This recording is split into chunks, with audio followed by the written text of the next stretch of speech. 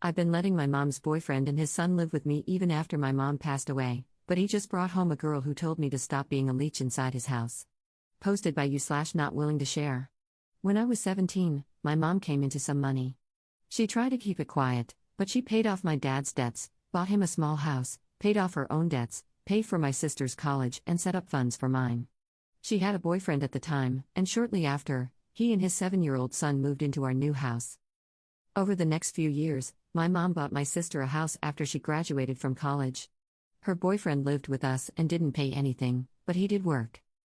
When I was 21, my mom was diagnosed with cancer. It wasn't good. She sat my sister and me down and went over exactly how much money there was. She intended to give her current house to me, and both my sister and I were left with a large sum at the end of it. She asked if I would allow her boyfriend to stay in the house with his son until he got his own place. I agreed. Before she died, she told her boyfriend that he would need to look for his own place but had time to save up for that transition. For the last 4 years, he has continued to live in the house with his son. I haven't minded because we get along okay. I pay all the bills, but he does buy food for himself and his kid. He has dated off and on and mostly kept the women out of the house, which I respected him for, until his current partner. She's been in my house 3 times, and at first, besides feeling a little uncomfortable, I was okay with her. But the last time, this past weekend, was the point where I lost my crap. I was making myself some lunch when she came downstairs, grabbed a plate, and went to take food out of my pan. I asked her what she thought she was doing. She started telling me that I should look for somewhere else to live and that leeching off my dead mom's past relationship as an adult was pathetic. I hollered for my mom's old boyfriend. He came down, and I told him I didn't know what his current thing thought, but I wasn't going to be disrespected in my house. He wouldn't even look me in the eyes as he mumbled something about my mom promising him the house and that he was just being kind by letting me stay. First, that isn't remotely true. My mom pulled him and me together after she asked if he could stay to set expectations. My mom met him shortly before she won the money and told him, and us girls, that she had no intention of leaving him money. She did set aside a fund for his son for college when he gets there, but he cannot touch it, only his son can. He has lived in this house for almost 8 years without paying a dime. He should have plenty of money, and if he doesn't, that's on him. I told him he had 30 days to leave. I wasn't going to house someone who would lie and disrespect me in my own home.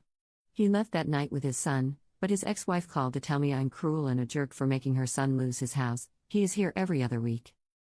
I really feel like my mom didn't expect him to still be here, but my sister said she feels like I am breaking my promise to my mom, and that made me feel like maybe I am the jerk. Top/relevant comments. Commenter. If it happened exactly as you said, you're not the jerk. If she did say he had time to save but would need to find his own place, that means she never imagined or wanted him to stay for long. So you're breaking no promises. Did she leave him any money or assets? It's totally possible that your mother would be livid if she knew her boyfriend was still living with her son after 4 years. Ops response.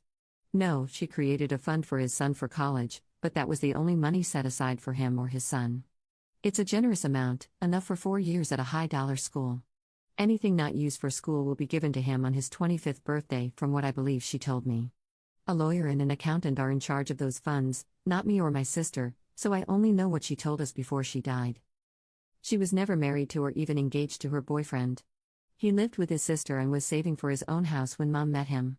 Him moving in with us was supposed to be temporary and allow him to save to buy his dream home, but he never left.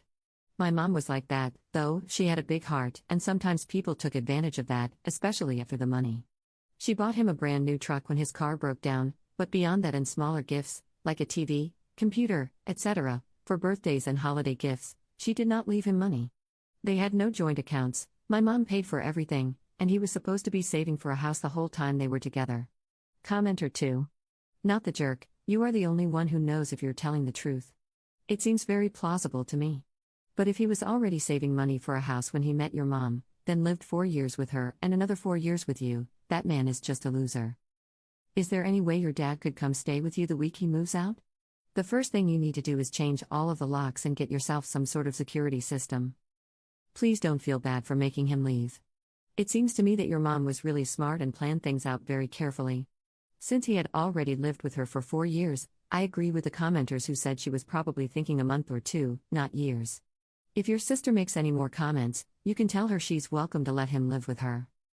Ops response. I think part of letting him stay so long was bonding with his son, but I also liked having someone else around who loved my mom too. There were nights when I would wake up from a nightmare and end up in the kitchen, and he would hear me, make a cup of coffee, and sit with me to share a story about her.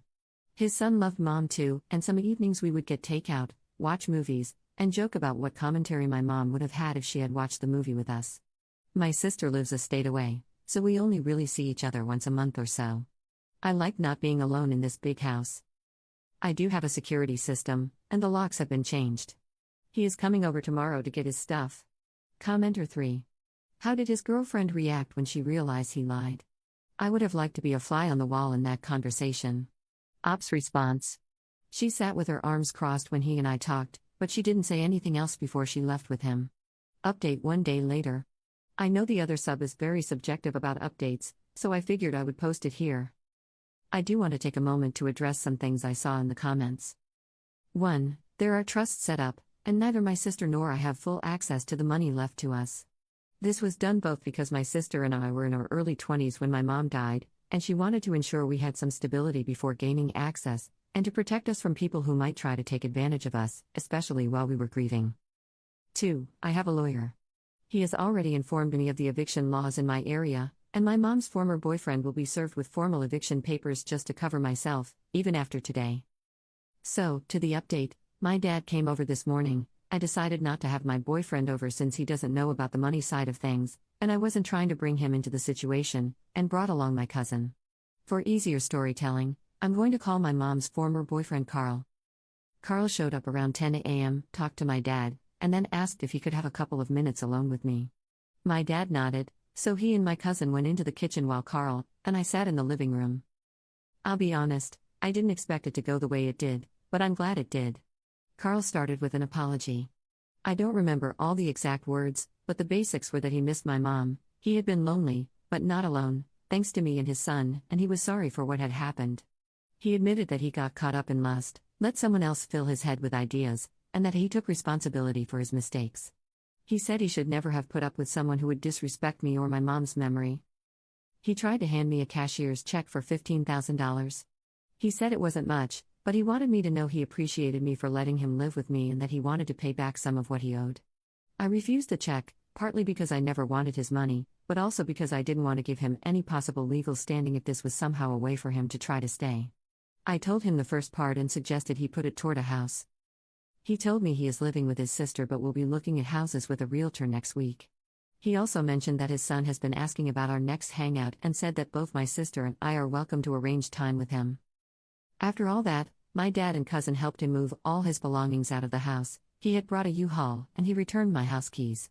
He apologized again and left. Not what I expected, but it went really well, and I feel a lot less like I let my mom down. Second update 10 days later.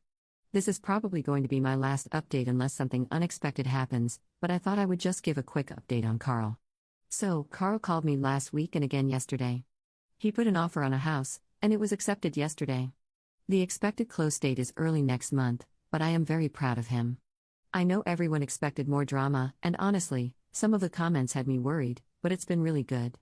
He thanked me a lot for letting him have so much time here, offered me some money one more time for his time here, which I again declined, but I did offer to help him move in when the time comes. Moving sucks. He put down almost half for a down payment, so he definitely was saving money during his time here, and I'm glad everything that happened was an encouragement for him to get into a home of his own. I talked to his son yesterday after he got out of school. We are going to play laser tag this weekend with my sister, and he is excited for the new house too. Third update 1 month later. I didn't expect to come back, but I had a surprise this past weekend, and I thought I would share some positives. So first off, Carl got his house. He closed and moved in this past week. He invited me over on Saturday to see the house and told me he had something for me. So some background on my mom. Mom was an amazing, kind woman. She was also heavy-set and very self-conscious. Most of the photos I have of her are Snapchat pictures she would send. She hated pictures of herself and absolutely refused to pose for a camera. I have made many comments since she passed that I worry I won't remember what she looked like, since so many photos I have are either old or filtered. So back to present day, Carl invited me and my sister over and showed us his new place. He thanked us for being amazing people, and then he handed us each a photo album. Guys, he had hundreds of photos of my mom printed off for each of us. He told us he hated that she filtered her photos and that he had secretly been taking photos of her their whole relationship because he loved the real her. He had snagged photos of us with her at the zoo, photos of her on vacations, photos of her napping, photos of her during hikes. Both my sister and I were bawling, looking through these pictures of mom we never knew we needed. He had put some little card notes for dates of each photo and some descriptions on some. He managed to capture her smiling and laughing, things she would never take a picture of because she didn't like her smile.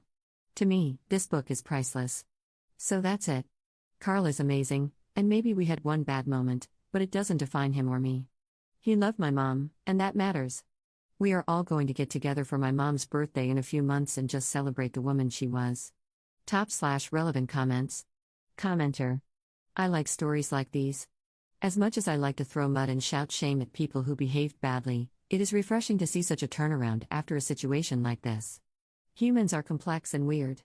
We villainize people in these stories as thoroughly evil, irredeemable pond scum so quickly when they aren't. They're just regular, normal people who hold both selfishness and deep love and care for others.